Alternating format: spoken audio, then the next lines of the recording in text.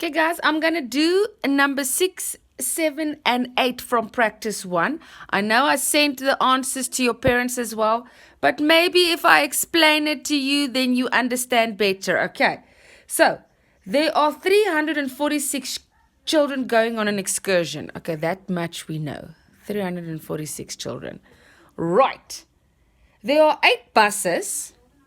Okay, and each bus can seat 40 kids. So that means it's 8 times 40. Great. How many children will not have a seat? So how are we going to attempt to do this? We know that there's 346 kids. We also know that there's only 8 buses and each can have 40 children. We obviously first have to times and then minus. So step 1 is, step 1 is 8 times 40. We know that 8 times 4 is 32. So 8 times 40 is 320. Cool. Oh, yeah. I see a few kids are not going to have a seat. So how are you going to figure out? So step 1, step 1 was the multiply. Then step 2 will be a minus sum, obviously.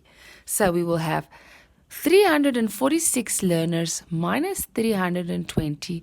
Shame, there's a whole lot that's not going to have a seat. So that's 26 kids that will not be having a seat. Alrighty, that is question 1. Let me just quickly rub this out here. Just hold on for me.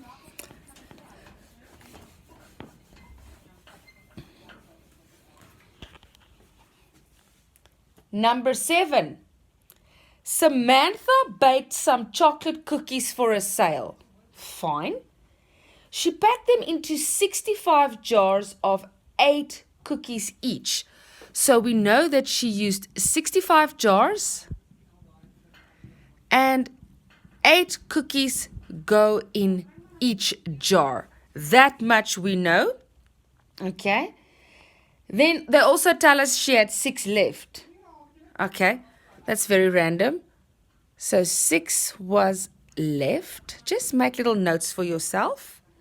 How many cookies did she bake? Okay, cool.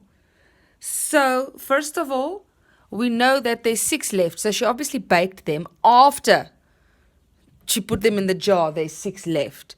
So we need to do step 1. First, find out how many cookies were there in the jars. So we're going to have to do 65 times 8. And here we can go and do some long multiplication. 65 times 8. So this is fun. I love long multiplication. 5 times 8 is 40. But just don't forget that the 0 must go there and the 4 must go with the tens. Okay? Now we've done that part. Next part, 8 times 6 is 48. Don't forget to add the 4, 49, 50, 51, 52. Perfecto. So 520 cookies all fit into the jars. But she had 6 left. So how many cookies did she bake? We're just going to plus 6, which will be step 2.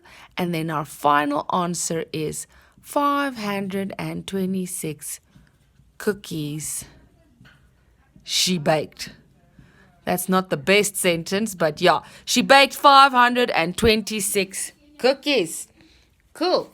We've got one more to do. Let me just rub out here again. Just hold on.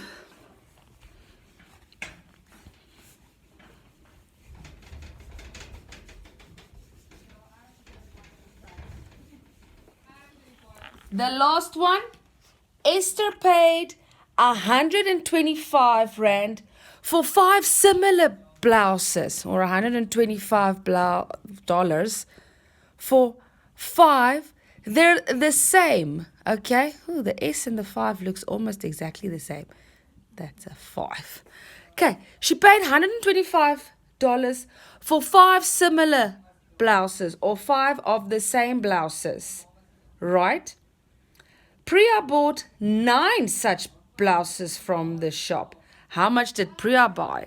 Okay, so Priya also bought 9. Good.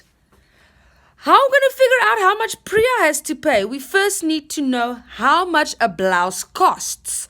Okay, so step 1 would be 125 divided by 5 to figure out how much a blouse would cost. Great. 125 divided by 5.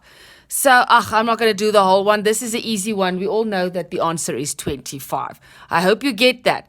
So, it's $25 for one blouse.